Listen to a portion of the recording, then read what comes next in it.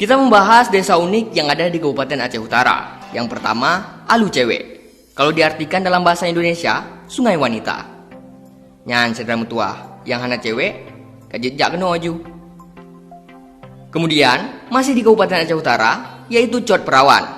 Dalam bahasa Indonesia, Bukit Perawan. Nyan, yang lajang-lajang, galak tak nyo tata lagi nyo. Selanjutnya, Cot Merana.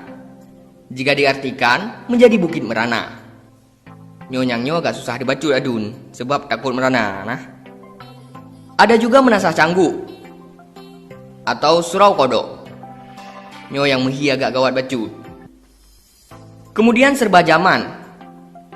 Nyo adun bene pikir awak jamun mandum mino. Selanjutnya ada juga Luk Bangai. Jika diartikan dalam bahasa Indonesia, Luk itu bisa berarti dalam atau muara. Kemudian Bangai berarti bodoh. Yang saudara kira-kira apa sebab daerahnya dikenal Luk Bangai?